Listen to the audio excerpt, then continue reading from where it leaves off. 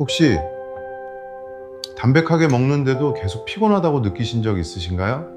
아침에 일어나면 머리가 어지럽고. 혈당 수치가 지금 매우 빠르게 올라가고 있습니다. 몸이 마치 보이지 않게 조금씩 망가지는 엔진과 같습니다. 많은 분들이 건강한 식사라고 생각하지만 사실은 당뇨에 가까워지고 있는 상태입니다. 저는 수년 동안 이렇게 먹어왔습니다. 건강을 지키고 있다고 믿었는데. 요? 하지만 아직 늦지 않았습니다. 아침 식사의 작은 습관 하나만 바꿔도 몸은 다시 안정될 수 있습니다. 약 없이도 가능합니다. 그렇군요. 어떤 아침에는 환자가 평범한 표정으로 진료실에 들어오는 것을 봅니다. 하지만 검사 결과를 보는 순간 저는 그들의 몸이 조용히 약해지고 있다는 것을 바로 알 수 있습니다. 혈당은 상승해 있고 혈중 지질은 높으며 혈압은 흔들리고 있습니다. 더 두려운 것은 그들이 이러한 변화를 전혀 느끼지 못하고 있다는 점입니다. 제가 걱정하는 것은 종이 위의 숫자가 아니라 대부분의 노년층이 무해하다고 생각하고 심지어 건강에 좋다고 믿고 있는 아주 익숙한 하나의 습관입니다. 그러나 바로 그 습관이 매일 조금씩 그들의 몸을 질병에 더 가까이 밀어넣고 있습니다. 이 영상을 보고 계시다면 잠시 시간을 내어 채널을 구독하셔서 자신의 건강을 지키는 데 도움이 되는 중요한 정보를 놓치지 않으시길 바랍니다. 만약 제가 신체의 초기 경고 신호에 대해 더 깊이 있게 설명해 드리길 원하신다면 아래의 숫자 1을 댓글로 남겨주십시오. 제가 읽고 답해 드리겠습니다. 오늘 저는 매우 가까운 이야기, 매우 익숙하지만 오랫동안 잘못 이해되어 온 한 가지에 대해 말씀드리려 합니다. 그리고 어쩌면 이 한 가지만 바꾸어도 앞으로 많은 건강 문제를 피할 수 있을지도 모릅니다. 혹시 이런 생각을 해보신 적이 있으십니까? 왜 어떤 사람들은 매우 건강하게 먹는데도 불구하고 병이 생기는 걸까요? 저는 의사입니다. 그리고 많은 노년층을 치료하는 과정에서 문제는 단지 무엇을 먹느냐에만 있는 것이 아니라 어떻게 먹는지, 언제 먹는지, 그리고 매일 반복되는 사소해 보이는 습관에도 있다는 것을 깨달았습니다. 저는 제 환자 중 한 분을 기억합니다. 김 씨라는 60대가 넘은 남성이었습니다. 그는 자신의 식습관이 매우 규칙적이라고 늘 자랑하곤 했습니다. 매일 아침 그는 따뜻한 흰죽 한 그릇과 약간의 김치로 하루를 시작했습니다. 그는 죽이 소화가 잘 되고 속에 부담이 없으며 노년층에게 매우 적합하다고 말했습니다. 겉으로 보기에는 전혀 문제가 없어 보입니다. 하지만 그의 검사 결과를 확인했을 때 공복 혈당이 정상보다 높았습니다. 이 점 때문에 저는 그의 식습관에 대해 더 자세히 물어볼 수밖에 없었습니다. 그는 아침죽 외에도 점심과 저녁에는 주로 흰쌀밥을 먹고 고기나 채소는 거의 먹지 않는다고 말했습니다. 그는 고기를 많이 먹는 것이 좋지 않다고 생각했기 때문입니다. 또한 기름진 음식도 최대한 피하고 거의 삶거나 찐 음식만 먹었습니다. 이 모든 것들은 각각 따로 보면 모두 건강해 보이는 선택입니다. 하지만 이것들이 함께 모이면 오히려 큰 문제가 됩니다. 흰죽, 흰쌀밥, 그리고 정제된 탄수화물은 부드럽게 조리될수록 혈당을 매우 빠르게 올립니다. 특히 밤새 아무것도 먹지 않은 상태에서 아침에 섭취하게 되면 혈당은 평소보다 더 빠르게 급격히 상승하게 됩니다. 만약 단백질이나 지방이 충분히 함께 섭취되지 않아 흡수 속도를 늦추지 못한다면 혈당은 급격히 올랐다가 다시 빠르게 떨어지게 되고 그 결과 몸은 피로해지고 식욕이 증가하며 지방이 쉽게 축적되는 상태에 놓이게 됩니다. 제가 이 점을 김 씨에게 설명했을 때 그는 매우 놀란 표정을 지었습니다. 그는 그동안 죽이 위해 가장 좋은 음식이며 노년층에게 가장 적합하다고 믿고 있었다고 말했습니다. 사실 죽 자체가 잘못된 것은 아닙니다. 하지만 죽을 먹는 방식이 다시 검토되어야 합니다. 김 씨뿐만 아니라 저는 비슷한 생각을 가진 많은 환자들을 만났습니다. 그들은 고기를 피하고 기름을 피하며 부드러운 탄수화물을 많이 섭취하고 그것이 건강을 지키는 방법이라고 믿습니다. 하지만 검사 결과는 그와 정반대를 보여줍니다. 또 다른 환자인 이 씨 역시 60대가 넘은 여성은 아침마다 어지러움과 피로를 자주 느낀다고 했습니다. 그녀는 아침에 아주 적게 작은 주간 그릇이나 흰빵 한 조각만 먹는다고 했습니다. 그녀는 가볍게 먹는 것이 몸을 정화하고 속을 편하게 해준다고 생각했습니다.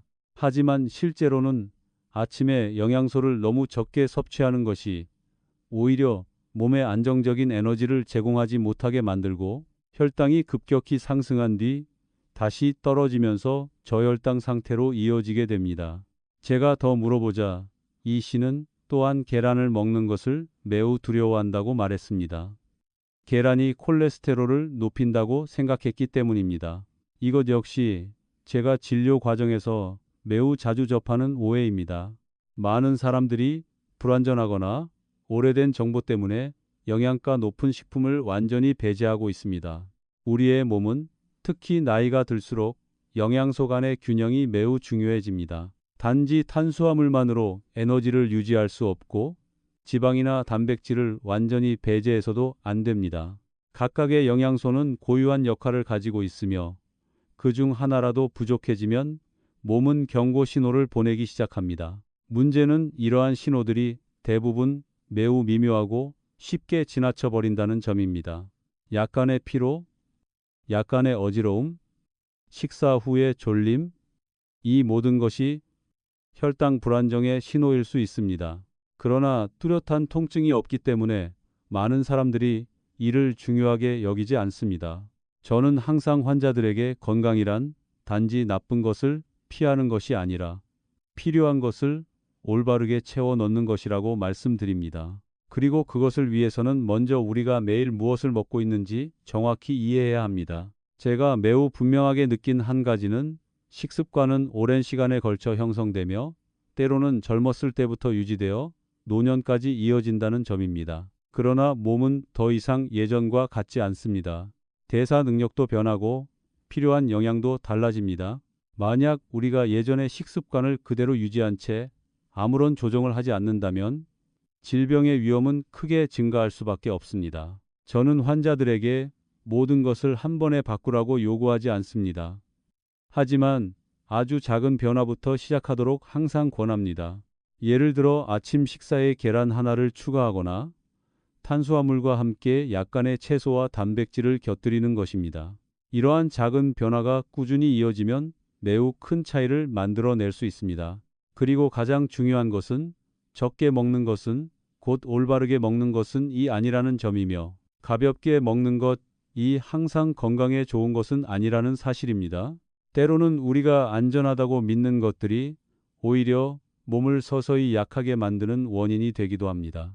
저는 이러한 사례들을 정말 많이 보아왔습니다. 그럴 때마다 저는 스스로에게 묻게 됩니다. 만약 그들이 더 일찍 알았다면, 더 정확히 이해했다면 결과는 달라졌을까요? 그래서 저는 이러한 이야기를 나누고자 합니다. 당신을 불안하게 만들기 위해서가 아니라 자신의 습관을 보다 분명하게 돌아볼 수 있도록 돕기 위해서입니다. 왜냐하면 우리가 문제를 인식할 때에만 비로소 그것을 바꿀 수 있기 때문입니다. 김 씨와 이 씨 같은 사례들을 겪은 후 저는 많은 노년층에게서 공통적으로 나타나는 한 가지를 더욱 주의 깊게 보게 되었습니다. 그것은 그들이 몸의 실제 필요에 따라 먹는 것이 아니라 편안한 느낌에 따라 식사를 한다는 점입니다. 부드럽고 싱겁고 삼키기 쉬운 음식이 우선적으로 선택되지만 그 안에는 영양소 간에 필요한 균형이 부족한 경우가 많습니다. 저는 또 다른 환자 한 분을 기억합니다. 박 씨라는 분이었는데 오랫동안 높은 혈중 지질 수치를 가지고 저를 찾아오셨습니다. 그는 자신이 여러 해 동안 붉은 고기를 완전히 끊고 오직 밥, 죽, 삶은 채소와 약간의 생선만 먹고 있다고 매우 자신 있게 말했습니다. 그는 고기를 끊는 것이 혈중 지질을 낮추는데 도움이 된다고 믿고 있었습니다. 그러나 검사 결과는 그의 중성지방 수치가 여전히 높고 시간이 지날수록 오히려 더 증가하고 있음을 보여주었습니다. 제가 더 자세히 물어보자 박 씨의 식단은 거의 전적으로 탄수화물에 의존하고 있다는 것을 알게 되었습니다. 매 끼니마다 그는 흰쌀밥을 많이 먹고 단백질은 적으며 건강한 지방은 거의 섭취하지 않았습니다. 이로 인해 그의 몸은 남은 당분을 계속해서 지방으로 전환하게 되었고 그는 그것을 전혀 인식하지 못한 채 혈액 속에 축적되고 있었습니다. 많은 분들이 지방을 피하기만 하면 혈중 지질이 높아지지 않을 것이라고 생각합니다. 하지만 실제로는 우리 몸은 과도한 탄수화물로부터도 지방을 만들어낼 수 있습니다. 우리가 흰쌀밥, 흰죽, 흰빵과 같은 음식을 많이 섭취하면 혈당은 빠르게 상승합니다. 만약 그 에너지를 몸이 모두 사용하지 못하면 남은 부분은 중성지방으로 전환되어 몸에 저장됩니다. 이러한 현상은 특히 노년층에서 더 쉽게 나타납니다. 대사 속도가 이미 느려져 있기 때문에 몸은 예전처럼 효율적으로 에너지를 소모하지 못합니다. 그래서 작은 과잉도 쉽게 부담이 됩니다. 또 다른 사례로 저에게 많은 생각을 하게 만든 환자는 최 씨였습니다. 그녀는 항상 자신이 매우 깨끗하게 먹고 있다고 느끼고 있었습니다. 그녀의 아침 식사는 보통 과일 주스였고 때로는 빵 한 조각을 곁들이기도 했습니다. 그녀는 주스가 비타민을 보충해주고 몸을 정화해준다고 믿었습니다. 하지만 시간이 지나면서 그녀는 피로를 느끼기 시작했고 손이 떨리거나 심장이 비정상적으로 빠르게 뛰는 순간도 생기기 시작했습니다. 검사를 해보니 그녀의 혈당이 매우 크게 변동하고 있음을 발견했습니다. 원인은 그녀가 많이 먹어서가 아니라 혈당을 너무 빠르게 올리는 음식을 섭취했기 때문이었습니다.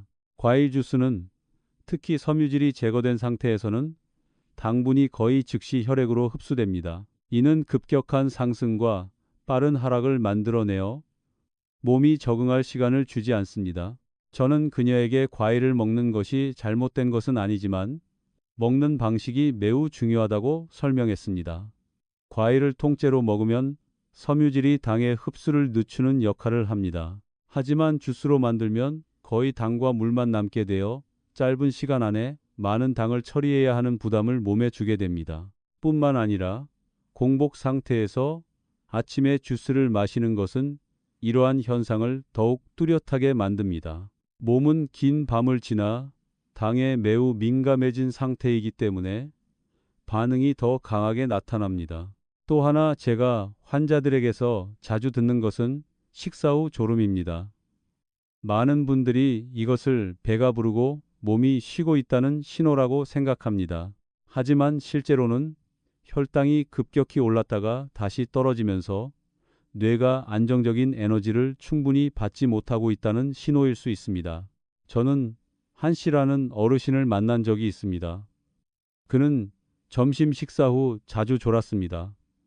그는 이것이 나이가 들면서 나타나는 자연스러운 현상이라고 생각했습니다. 그러나 그의 식사를 물어보니 그는 보통 큰 밥 한 그릇을 먹고 채소는 매우 적게, 고기나 계란은 거의 먹지 않는다고 했습니다. 식사 후에는 늘 졸리고 피곤함을 느꼈습니다. 이것은 다른 영양소는 부족한 채 탄수화물만 과도하게 섭취했을 때 나타나는 전형적인 예입니다. 혈당이 빠르게 상승하면 몸은 인슐린을 분비하여 당을 세포로 보내려 합니다.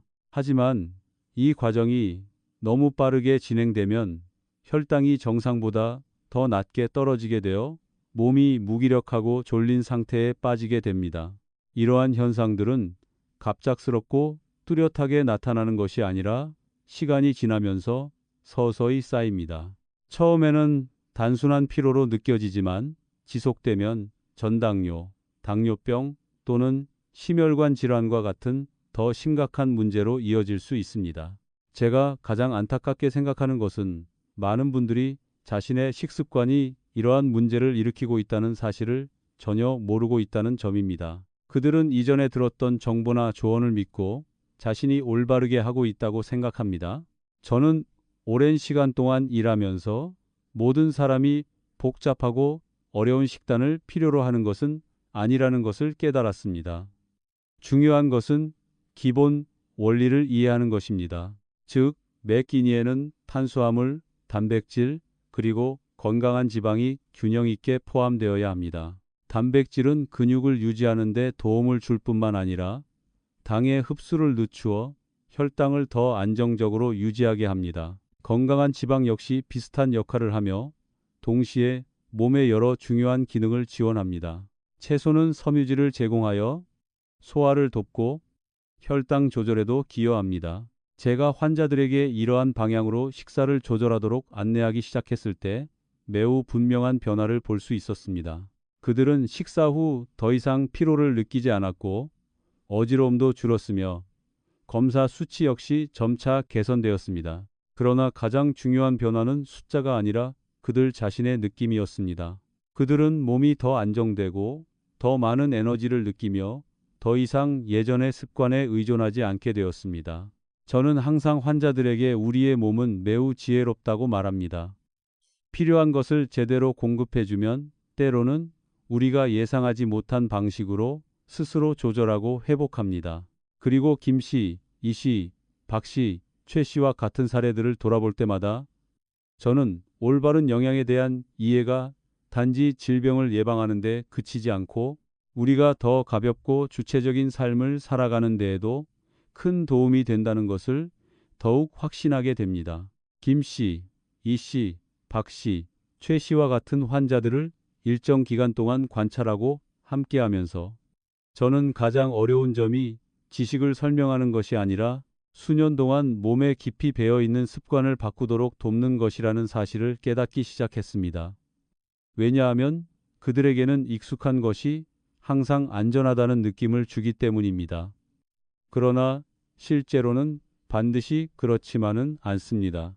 저는 김 씨가 몇 주간 식단을 조정한 후 재진을 위해 다시 찾아왔던 때를 기억합니다.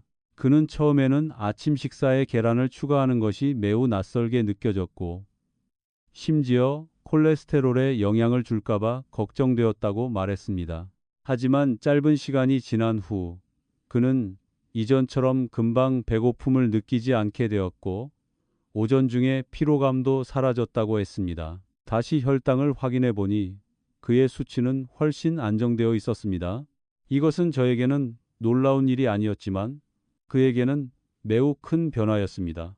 왜냐하면 그는 처음으로 몸이 과도하게 제한될 때가 아니라 필요한 영양이 충분히 공급될 때 긍정적으로 반응한다는 것을 직접 느꼈기 때문입니다.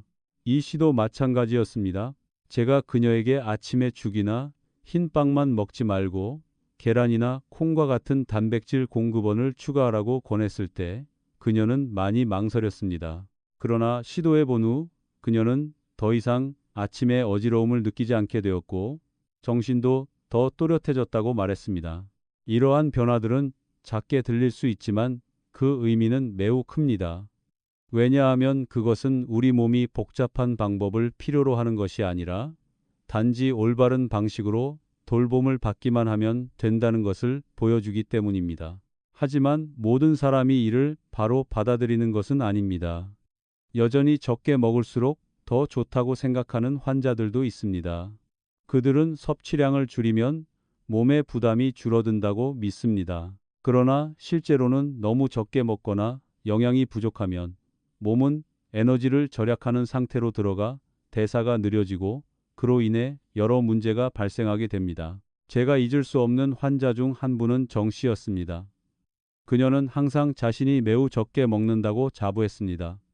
매 끼니마다 작은 죽 한 그릇과 약간의 채소만 먹었습니다.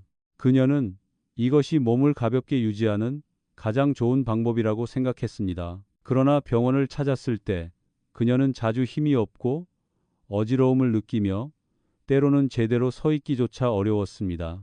검사를 해보니 그녀는 명확한 영양 결핍 상태였습니다. 그녀의 몸은 기본적인 활동을 유지할 만큼의 에너지도 충분히 가지고 있지 않았습니다. 이는 현재의 건강뿐만 아니라 노년층에서 매우 심각한 문제인 낙상의 위험까지 높이는 상태였습니다. 저는 그녀에게 몸은 연료가 부족한 상태에서 잘 작동할 수 있는 기계가 아니라고 설명했습니다. 충분한 에너지와 영양이 공급되지 않으면 겉으로는 바로 드러나지 않더라도 몸은 점점 약해질 수밖에 없습니다. 이해한 이후 그녀는 조금씩 변화를 시작했습니다. 처음에는 아침에 계란 하나를 추가하는 것부터 시작했고, 이후에는 점심에 두부나 생선을 더했습니다. 몇 주 후 다시 찾아왔을 때 그녀의 표정은 훨씬 밝아졌고 걸음걸이도 더 안정적이었습니다. 이러한 변화는 어떤 약으로도 그렇게 빠르게 만들어낼 수 없는 것이었습니다. 또 한 가지 제가 환자들에게 자주 강조하는 것은 한 끼 식사에서 음식의 조합 방식입니다. 단순히 충분히 먹는 것뿐만 아니라 올바르게 먹는 것이 중요합니다. 예를 들어 흰쌀밥만 단독으로 먹으면 혈당이 매우 빠르게 상승합니다. 그러나 밥을 계란, 생선 또는 콩과 함께 먹고 여기에 채소를 추가하면 흡수 속도가 느려져 혈당이 더 안정적으로 유지됩니다. 이것은 매우 간단한 원칙이지만 그 영향은 매우 큽니다. 저는 또한 환자들에게 과일 주스나 흰빵과 같이 달거나 쉽게 흡수되는 음식만으로 하루를 시작하지 말 것을 권합니다. 대신 단백질이 충분하고 약간의 건강한 지방과 적당한 양의 탄수화물이 포함된 아침 식사가 몇 시간 동안 안정적인 에너지를 유지하는 데 도움이 됩니다. 또한 식사 시간 역시 매우 중요합니다. 많은 노년층이 아침에는 적게 먹고 저녁에는 많이 먹는 습관을 가지고 있습니다. 이는 몸의 생체 리듬과 맞지 않습니다. 아침은 몸이 활동을 위해 에너지를 필요로 하는 시간이고 저녁은 휴식을 취해야 하는 시간입니다. 저녁에 너무 많이 먹으면 소화를 위해 몸이 더 많은 일을 해야 하고 이는 수면과 회복에 영향을 미칩니다. 저는 식사 시간을 바꾸는 것만으로도 큰 변화를 보인 환자들을 많이 보았습니다. 음식의 종류를 크게 바꾸지 않아도 아침에 더 충분히 먹고 저녁 식사량을 줄이면 수면의 질이 좋아지고 피로가 줄어들며 건강 지표도 점차 안정됩니다. 이 모든 것들은 새로운 내용이 아닐 수도 있습니다.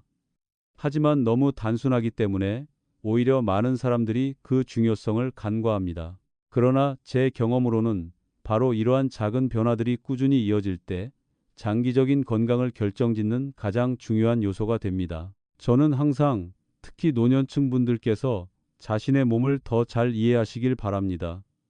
그래서 더 이상 지금의 몸에 맞지 않는 오래된 생각에 의존하지 않게 되기를 바랍니다. 왜냐하면 건강은 우연히 주어지는 것이 아니라 우리가 매일 내리는 선택의 결과이기 때문입니다. 제가 진료실에서 겪어온 모든 이야기들을 돌아보면 김 씨, 이 씨, 박 씨, 최 씨, 그리고 정 씨에 이르기까지 저는 한 가지를 매우 분명하게 깨닫게 됩니다. 문제는 그들이 건강에 관심이 없다는 것이 아니라 잘못된 방식으로 관심을 가지고 있다는 점입니다. 그들은 모두 건강하게 먹으려고 노력합니다. 하지만 몸이 실제로 어떻게 작동하는지에 대한 이해가 부족합니다. 지방을 절대적으로 피하고 계란을 두려워하며 고기를 최대한 줄이지만 그 대신 정제된 탄수화물을 과도하게 섭취하고 있습니다. 몸을 가볍게 유지하기 위해 적게 먹지만 건강을 유지하기에 충분한 에너지는 공급하지 못합니다. 그리고 이러한 모든 것들이 매일 반복되면서 스스로도 인식하지 못하는 사이에 부정적인 변화를 만들어내고 있습니다. 제가 항상 환자분들께 반복해서 말씀드리는 한 가지가 있습니다. 그것은 몸은 좋은 의도와 나쁜 의도를 구분하지 않는다는 것입니다. 몸은 우리가 무엇을 섭취하느냐에 따라 반응할 뿐입니다. 스스로 올바르게 먹고 있다고 믿고 있더라도 그 방식이 실제 몸의 필요에 맞지 않는다면 결과는 결국 건강 문제로 이어질 수밖에 없습니다. 저는 한 어르신께서 이렇게 말씀하셨던 것을 기억합니다. 나는 수십 년 동안 이렇게 먹어왔는데 아무 문제도 없었어. 하지만 검사 결과를 보니 이미 전당뇨의 징후가 나타나고 있었습니다. 이것은 그가 이전에 건강하지 않았다는 뜻이 아니라 시간이 지나면서 몸이 변해왔고 기존의 식습관이 더 이상 맞지 않게 되었음을 의미합니다. 나이는 단순히 외모만 바꾸는 것이 아니라 몸이 음식을 처리하는 방식도 바꿉니다. 당을 사용하는 능력은 감소하고 근육을 유지하는 능력도 떨어지며 단백질에 대한 필요는 오히려 증가합니다. 이러한 변화에 맞춰 식단을 조정하지 않으면 우리는 스스로 균형을 무너뜨리게 됩니다. 제가 꼭 기억하시길 바라는 또 하나의 중요한 점은 어떤 음식도 완전히 나쁘다거나 완전히 좋다고 단정할 수 없다는 것입니다. 문제는 우리가 그것을 어떻게 사용하는가에 있습니다. 흰쌀밥, 흰죽, 흰빵, 이 모든 것은 반드시 완전히 제거해야 할 대상이 아닙니다. 그러나 그것들이 식단의 대부분을 차지하고 다른 영양소와의 균형이 맞지 않는다면 그것이 바로 문제가 됩니다. 반대로 계란, 생선, 두부, 견과류와 같은 음식들은 한때 오해를 받기도 했지만 특히 노년층의 건강을 유지하는 데 매우 중요한 역할을 합니다. 이들은 고품질의 단백질을 제공하여 근육을 보호하고 면역 기능을 지원하며 혈당을 보다 안정적으로 유지하도록 도와줍니다. 저는 또한 환자분들께 매 끼니마다 채소를 함께 드시기를 항상 권합니다. 이것은 단순한 일반적인 조언이 아니라 채소에 포함된 식이섬유가 실제로 영양소 흡수 과정을 조절하는 데 중요한 역할을 하기 때문입니다. 충분한 식이섬유가 있을 때 몸은 당을 보다 안정적으로 처리할 수 있고 급격한 상승을 줄일 수 있습니다. 또한 식사는 단순히 배부름이나 배고픔의 느낌에만 의존해서는 안 됩니다. 식사 후의 몸 상태에도 주의를 기울여야 합니다. 식사 후에 피로감이 느껴지거나 졸음이 오거나 어지러움을 느낀다면 그것은 그 식사가 몸에 맞지 않았다는 신호일 수 있습니다. 몸은 항상 신호를 보내고 있습니다. 다만 우리가 그것을 듣고 있는지의 문제일 뿐입니다. 저는 환자분들께 복잡한 규칙을 외우기보다는 아주 간단한 원칙부터 시작하시라고 말씀드립니다. 모든 식사에는 탄수화물, 단백질, 그리고 건강한 지방이라는 세 가지 요소가 포함되어야 합니다. 많을 필요는 없지만 반드시 있어야 합니다. 그리고 무엇보다 중요한 것은 매 식사 후 몸의 반응을 관찰하는 것입니다. 균형 잡힌 아침 식사로 하루를 시작하신다면 분명한 변화를 느끼실 수 있습니다. 더 이상 금방 배고픔을 느끼지 않게 되고 오전 중 피로감도 줄어들며 정신도 더 안정됩니다. 이것이 건강한 하루의 기반이 됩니다. 저는 모든 것을 한 번에 바꾸시기를 바라지 않습니다. 하지만 아침 식사에 단백질을 하나 추가하거나 정제된 탄수화물의 양을 조금 줄이거나 채소를 더 드시는 것과 같은 작은 변화부터 시작하신다면 그것만으로도 매우 큰 진전이 될 수 있습니다.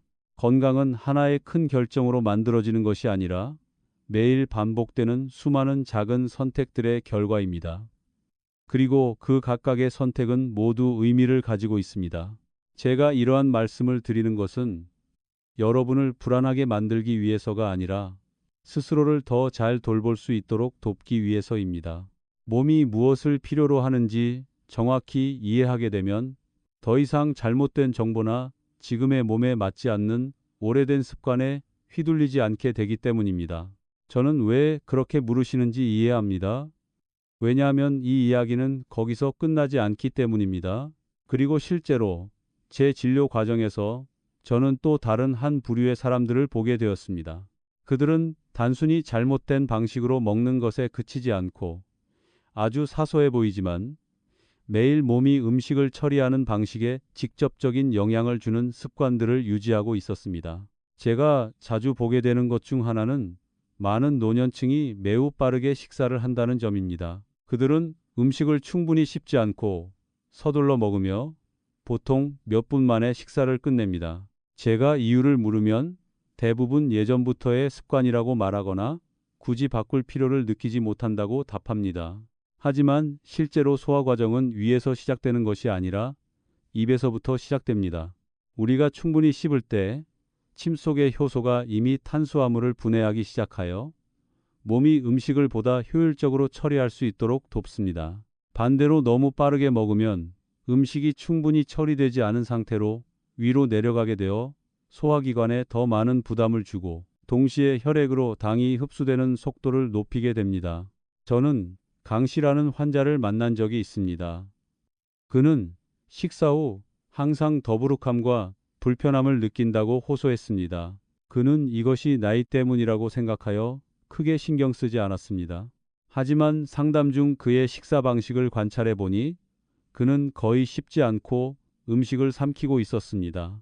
제가 그에게 단순히 천천히 먹고 더 많이 씹도록 권한 후 그는 다시 찾아와서 불편함이 크게 줄었다고 말했습니다. 이것은 때로는 문제가 음식 자체가 아니라 우리가 먹는 방식에 있다는 것을 보여줍니다.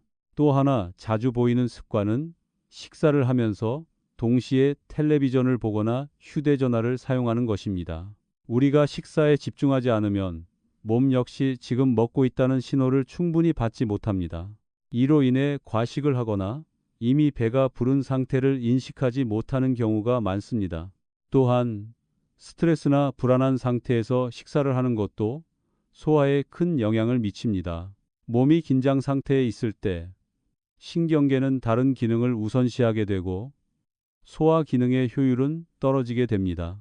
이로 인해 음식이 제대로 처리되지 않아 복부팽만, 소화 불량, 흡수 저하와 같은 문제가 발생할 수 있습니다. 서 씨라는 한 환자는 식사 후 가벼운 복통을 자주 겪고 있었습니다. 여러 음식들을 바꿔보았지만 큰 변화가 없었습니다. 자세히 이야기를 나눈 후 저는 그녀가 가족 문제로 걱정하는 상태에서 식사를 하는 경우가 많다는 것을 알게 되었습니다. 제가 식사 시간을 좀 더 편안한 상태에서 보내도록 권하자 식단을 크게 바꾸지 않았음에도 불구하고 증상이 뚜렷하게 개선되었습니다. 또 한 가지 강조하고 싶은 것은 식사 중 물 섭취입니다. 많은 분들이 식사 중에 물을 많이 마시거나 심지어 물 대신 단 음료를 마시는 습관을 가지고 있습니다. 이는 소화액을 희석시켜 음식 분해 과정에 영향을 줄 수 있습니다. 저는 물을 마시지 말라는 것이 아니라 적절하게 한 번에 조금씩 마시고 식사 중에는 당이 들어간 음료를 피하라고 말씀드립니다.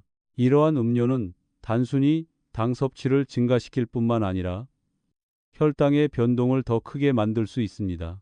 또 하나 많은 분들이 잘 인식하지 못하는 습관은 늦은 저녁 식사입니다. 많은 환자들이 잠자기 직전에 가까운 시간에 저녁을 먹습니다. 그 후에는 잠들기 어렵거나 더부룩함을 느끼거나 다음날 아침에 피로를 느낍니다. 몸은 소화와 휴식을 위한 시간이 필요합니다. 너무 늦게 식사를 하면 몸이 쉬어야 할 시간에 소화기관이 계속 일을 하게 됩니다. 이는 수면뿐만 아니라 몸의 자연적인 회복 과정에도 영향을 미칩니다. 저는 한 환자에게 저녁 식사를 한두 시간만 더 일찍 하도록 그리고 과식하지 않도록 권한 적이 있습니다. 일정 시간이 지난 후 그는 수면의 질이 눈에 띄게 좋아졌고 아침에 훨씬 가벼운 느낌을 받는다고 말했습니다. 이 모든 것들은 각각 따로 보면 사소해 보일 수 있습니다. 하지만 함께 모이면 매일의 건강에 직접적인 영향을 미치는 하나의 체계를 이루게 됩니다.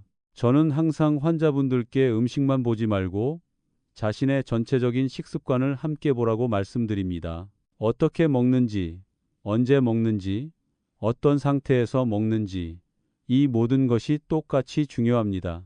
그리고 이러한 점들을 하나씩 바꾸기 시작하면 단순히 검사 수치의 변화뿐만 아니라 자신의 몸에서 분명한 변화를 직접 느끼게 되실 것입니다. 환자분들이 식사 방식을 바꾸기 시작하면 저는 항상 한 가지 매우 중요한 말씀을 드립니다. 며칠 만에 결과를 성급하게 판단하지 마십시오.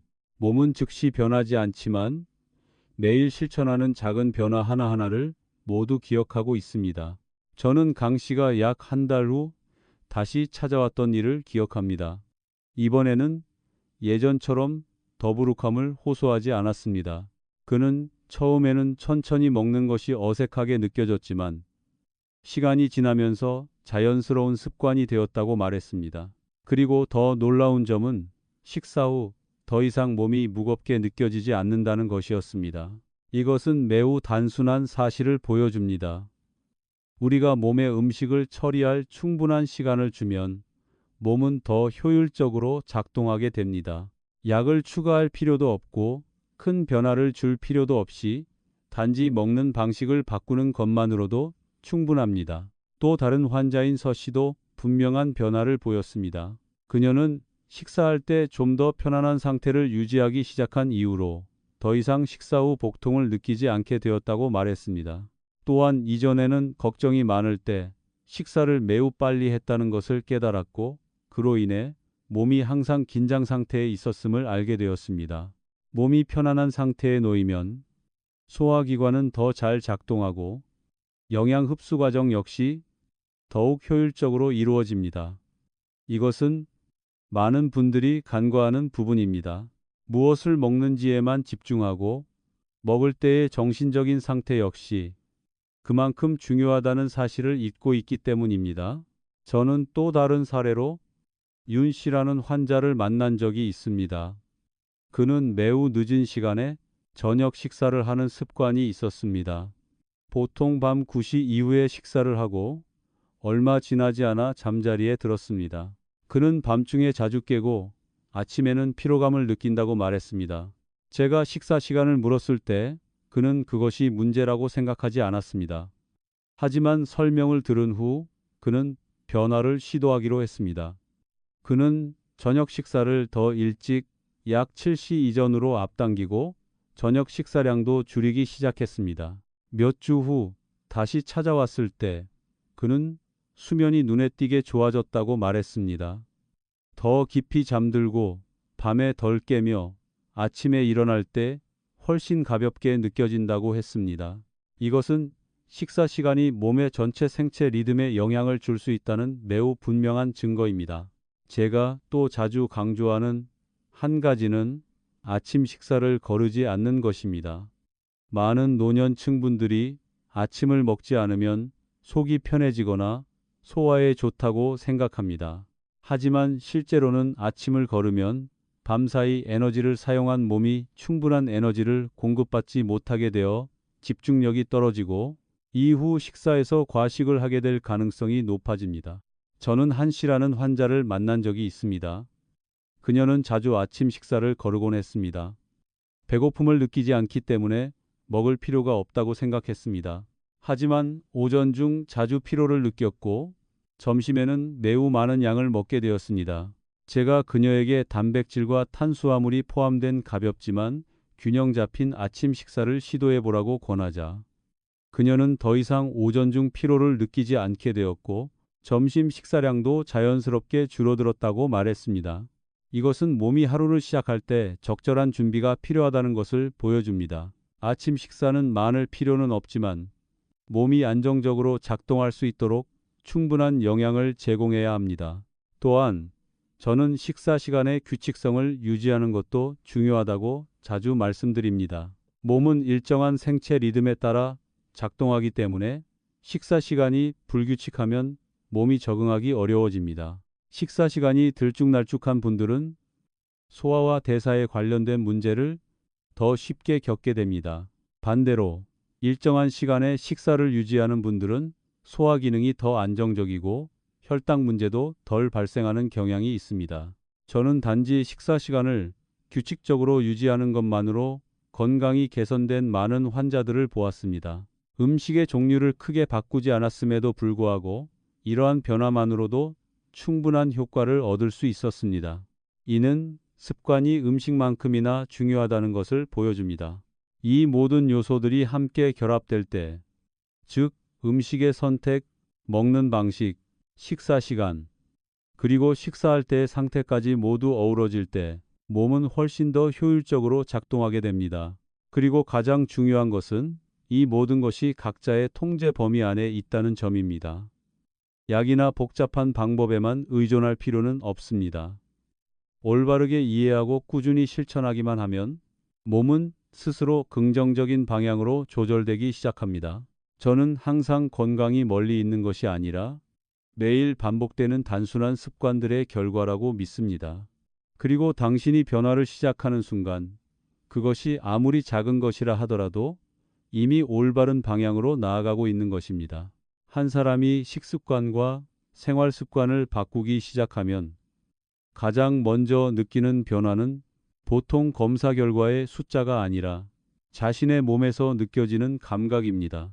저는 많은 환자분들로부터 몸이 더 가벼워졌다, 더 편안해졌다, 예전처럼 피곤하지 않다는 말을 들었습니다. 큰 변화를 한 것도 아닌데 이렇게 느낀다는 것입니다. 저는 임씨라는 환자를 또렷이 기억합니다. 그는 심각한 질병이 있는 것은 아니었지만 늘 몸에 에너지가 부족하다고 느끼고 있었습니다. 잠도 충분히 자고 식사도 적게 하는 편이 아니었지만 항상 무기력함을 느꼈습니다. 제가 자세히 물어보니 그의 식사는 매우 불규칙했습니다. 어떤 날은 아침을 먹고 어떤 날은 걸으며 점심은 들쭉날쭉했고 저녁은 비교적 많이 먹는 편이었습니다. 저는 그에게 모든 것을 한 번에 바꾸라고 하지 않았습니다. 대신 몇 주 동안만이라도 일정한 식사 시간을 유지해 보라고 권했습니다. 아침을 제 시간에 먹고 점심은 충분히 균형 있게 먹으며 저녁 식사량은 줄이도록 했습니다. 또한 각 식사마다 영양소를 균형 있게 구성하도록 조언했습니다. 시간이 지난 후 그는 다시 찾아와 이렇게 말했습니다. 단지 식사 시간을 맞추는 것만으로 이렇게 큰 차이가 생길 줄 몰랐다고 말입니다. 그는 몸이 더 규칙적인 리듬을 가지게 되었고 이전처럼 갑자기 찾아오는 피로를 느끼지 않게 되었다고 했습니다. 이것은 우리 몸이 규칙성에 얼마나 민감한지를 보여줍니다. 모든 것이 적절한 시간에 이루어질 때 몸은 훨씬 더 원활하게 작동합니다. 마치 제대로 관리되는 기계처럼 말입니다. 또 다른 환자인 신 씨는 간식 습관에 문제가 있었습니다. 그녀는 에너지를 보충한다고 생각하여 식사 사이에 자주 달콤한 간식이나 과일을 먹었습니다.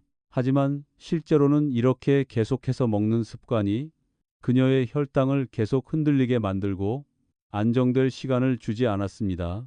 제가 설명을 드렸을 때 그녀는 꽤 놀랐습니다. 식사 사이에 과일을 먹는 것이 혈당에 영향을 줄 수 있다는 것을 생각해 보지 않았기 때문입니다.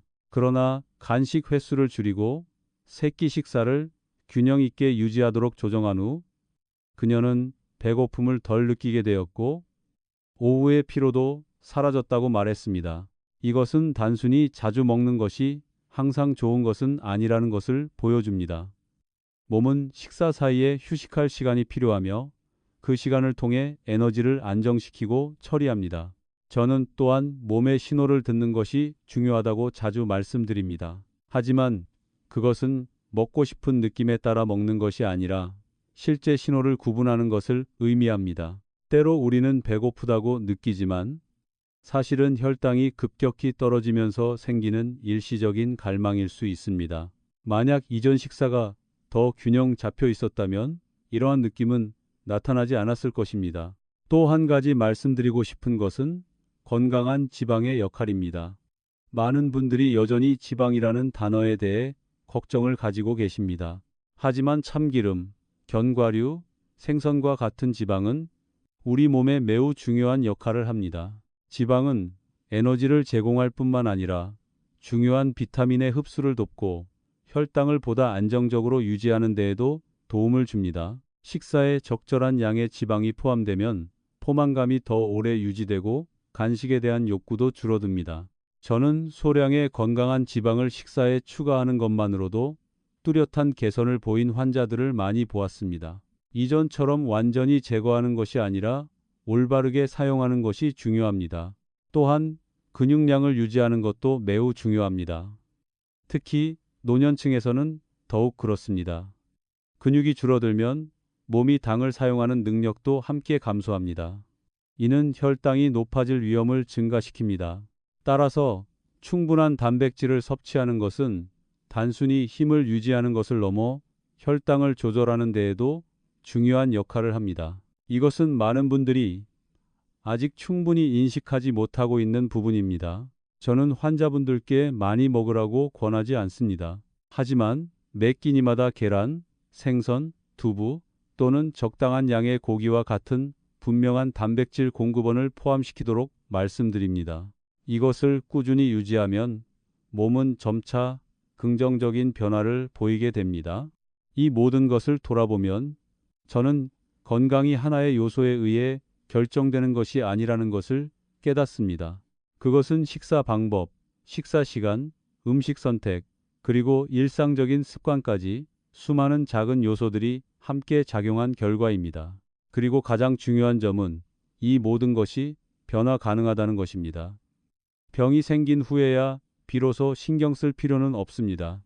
오늘부터 아주 작은 변화부터 시작해도 이미 큰 차이를 만들어낼 수 있습니다.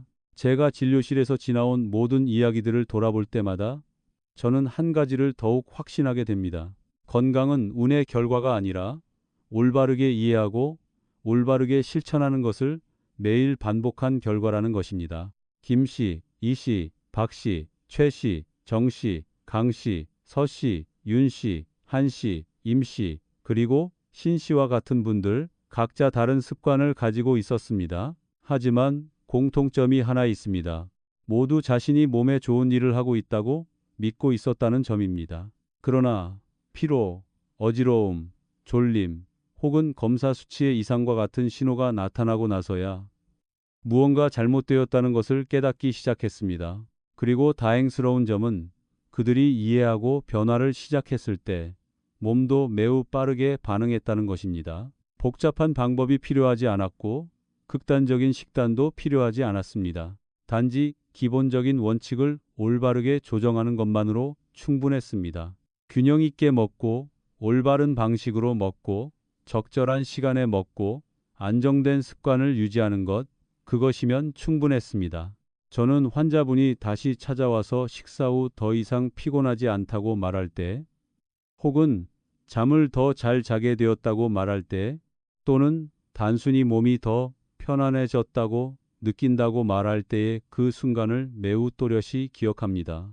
이러한 변화는 단순한 수치의 변화가 아니라 삶의 질 자체의 변화입니다. 제가 여러분께 꼭 기억해 주셨으면 하는 것은 무엇을 먹어야 하고 무엇을 피해야 하는지에 대한 긴 목록이 아닙니다. 단 하나의 간단한 원칙입니다. 모든 식사는 균형이 필요하다는 것입니다. 탄수화물이 전부가 되지 않도록 하고 지방이나 단백질을 완전히 배제하지 말며 몸의 신호를 듣지 않은 채 습관적으로만 먹지 마십시오. 하루를 시작할 때는 영양이 충분한 아침 식사로 시작하십시오. 단지 속이 편하다는 이유로 영양이 부족한 음식만 드시지 마십시오. 천천히 드시고 충분히 씹고 식사에 집중하는 시간을 가지십시오. 정해진 시간에 식사하시고 너무 늦은 시간에 식사는 피하며 몸이 충분히 쉴 수 있는 시간을 주십시오. 식사 후에 피로를 느낀다면 그냥 넘기지 마십시오. 아침에 어지러움을 느낀다면 그것을 당연하게 여기지 마십시오. 이러한 작은 신호들이 바로 몸이 더 나은 돌봄을 필요로 한다는 메시지입니다. 저는 여러분께 모든 것을 한 번에 바꾸라고 요구하지 않습니다. 하지만 한 가지라도 시작하실 수 있다면 오랫동안 유지할 수 있는 것을 선택하시길 바랍니다. 왜냐하면 꾸준함이야말로 변화를 만들어내는 가장 중요한 요소이기 때문입니다. 건강은 하나의 큰 결정에서 오는 것이 아니라 매일 반복되는 작은 선택에서 만들어집니다. 그리고 그 선택은 모두 여러분의 손에 달려 있습니다. 제가 이 모든 말씀을 드리는 이유는 단 하나입니다. 여러분이 자신의 몸을 더 잘 이해하고 무해하다고 생각했던 습관들로 인해 스스로의 건강을 해치지 않도록 돕고 싶기 때문입니다. 끝까지 인내심을 가지고 들어주셔서 감사합니다. 이 내용이 도움이 되셨다면 좋아요와 구독을 눌러주셔서 앞으로도 건강에 중요한 정보를 계속 받아보시기 바랍니다. 그리고 궁금한 점이 있으시다면 언제든지 댓글로 남겨주십시오. 저는 항상 여러분의 이야기를 듣고 함께 하겠습니다.